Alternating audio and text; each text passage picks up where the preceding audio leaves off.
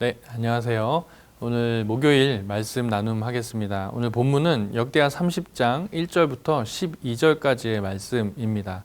매일 성경의 순서에 따라서 역대하 30장 1절부터 12절의 본문을 가지고 여호와께로라는 제목으로 말씀을 짧게 나누고자 합니다.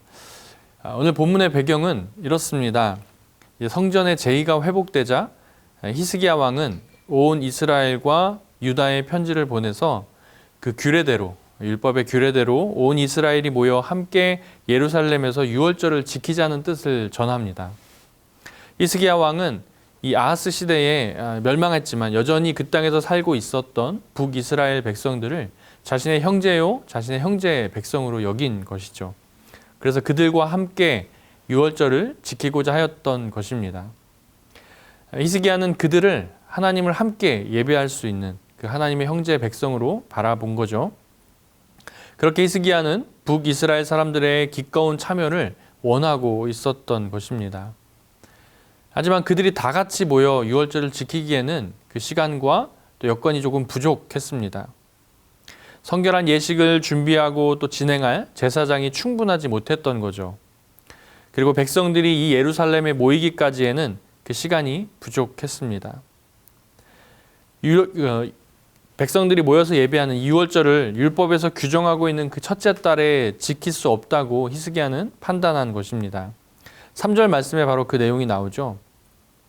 그런데 만약 여기서 히스기야가 율법이 가지고 있는 그 정신, 그 본질보다 율법의 문자 그 자체에만 의미를 부여했다면 어떠했을까요? 무조건 그 정해진 날짜에 유월절을 지키려 했을 것입니다. 그랬다면 어땠을까요? 히스기야가 생각했던 것처럼 북이스라엘과 함께 유월절을 지키지 못했을 것입니다. 또 준비되지 못한 이 제사장들과 함께 예배해야 됐기 때문에 어쩌면 예배가 미완성의 예배처럼 절기처럼 드려져야 될지도 모를 일이었습니다. 그러나 히스기야는 유월절 절기를 지키라는 이 하나님의 명령의 그 본질을 꿰뚫어 보았습니다. 하나님이 이스라엘 백성들을 구원한 구원자가 되시고 유월절이라는 이 절기를 통해서 하나님을 다시금 기억하게 하는 그 본질이 있음을 그는 알아본 것이죠. 하나님 앞에서 본질과 비본질이 무엇인지를 히스기야 왕은 깨닫고 있었던 것입니다. 그래서 히스기야는 온 회중과 더불어 함께 의논을 합니다. 이 유월절을 둘째 달로 연기할 것을 함께 의논하여 결정하게 되죠. 여기서 주목할 점은 히스기야가 왕의 권위를 이용해서 일방적인 소통을 하고 있는 것이 아니라 화합을 위한 방법으로 이 결정을 진행하고 있다라는 것입니다. 방백들과 예루살렘 회중과 의논하여 그 일을 결정한 것이죠. 그렇게 함으로써 히스기야는 이스라엘의 화합을 이루어내었습니다. 이처럼 어떤 영향력 있는 한 사람의 이기적인 결정이 아니라 함께 만들어가는 사람들과의 그 소통과 또 화합을 통해서 중요한 결정을 내리는 자세가 우리에게도 필요하다라는 교훈을 말씀을 통해 얻을 수 있습니다. 이러한 배경을 통해 결정된 이 일을 시행하면서 히스기야는 온 이스라엘에 고발꾼들을 보냅니다. 그들은 왕의 편지를 받고 온 이스라엘을 두루 다니며 왕의 명령을 전하죠. 이스라엘 백성들을 초대하는 것입니다. 이때 단순히 유월절을 지키자라는 것에만 집중하는 것이 아니라 유월절을 지켜야 하는 그 본질적인 태도도 함께 이야기를 합니다. 히스기야가 그 백성에게 요구한 것은 무엇이었을까요? 바로 여호와께 돌아가자라는 것입니다. 6절 말씀에 히스기야의 편지를 들고 온 이스라엘을 돌아다닌 이 보발꾼의 편지 내용이 나오는데요. 그 내용은 이렇습니다. 이스라엘 자손들아 너희는 아브라함과 이삭과 이스라엘의 하나님 여호와께로 돌아오라. 그리하면 그가 너희 남은 자 곧 아수르 왕의 손에서 벗어난 자에게로 돌아오시리라 라고 말씀하고 있습니다. 이스라엘 백성들이 여호와께로 돌아오면 여호와께서도 그들에게 돌아가시겠다라는 거죠. 히스기야는 이렇게 돌아오라 라는 메시지를 전하면서 그들이 돌아와 예배할 수 있도록 그 예배 드릴 수 있는 환경을 지금 만들어주고 있습니다. 언제나 물리적으로 함께 예배할 수 없는 그 환경에서 예배드리게 해놓고는 절기를 지키게 하고는 이 시기에 돌아와서 절기를 지키자라고 말하는 것이 아니라 그들이 함께 그 절기를 지킬 수 있도록 그 환경을 지금 만들어주고 있다라는 거죠. 다시 한번 이야기하지만 히스기야가 그렇게 할 수 있었던 이유는 예배의 본질이 무엇인가를 분명히 알았기 때문입니다.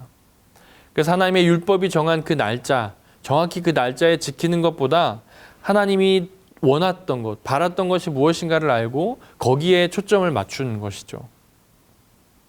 그래서 이 현 상황에 맞추어서 이 한 달만 연기를 하고 예배를 드림으로써 온 이스라엘 백성들이 함께 모여 예배할 수 있도록 준비하고 마련한 것입니다.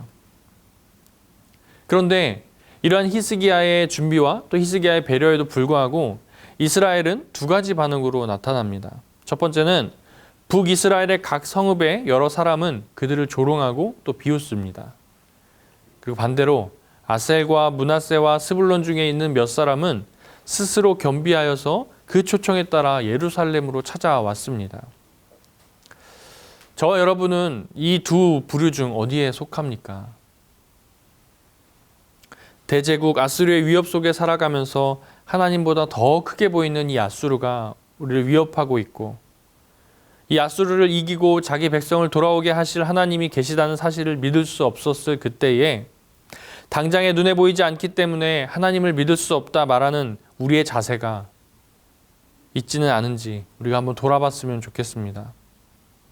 계속되는 코로나로 지쳐가면서 대체 우리 하나님은 어디서 무엇을 하고 있을까 고민하고 있는 이때에 그럼에도 불구하고 우리 하나님은 그분의 크신 계획 아래 여전히 일하고 계시다는 사실을 믿을 수 있는 저와 여러분 되기를 소망합니다. 비록 눈에 보이는 것은 없지만 스스로를 겸비하여 하나님께 돌아왔던 이 아셀과 므낫세와 스불론의 몇 사람들처럼 우리도 우리 스스로를 겸비하여 이러한 때에 더욱더 하나님 앞으로 나아갈 수 있기를 소망합니다. 더 나아가서 지금 또 우리의 예배는 어떠합니까? 우리는 진정 여호와께로 돌아가 예배하고 있습니까? 우리는 진정 여호와께로 우리의 얼굴을 향하여 예배하고 있습니까? 혹 예배를 드릴 수 없다는 핑계로 또 이 형편을 핑계로 하나님을 예배하는 일을 우리가 소홀히 하고 있지는 않습니까? 혹여라도 내가 지금 그러한 중에 있다면 다시 돌이킬 수 있는 은혜가 있기를 소망합니다. 다시 우리의 삶이 그 모습을 하나님 앞에 또 그분을 예배하는 자리로 돌이킬 수 있는 은혜가 있기를 주의 이름으로 축원합니다.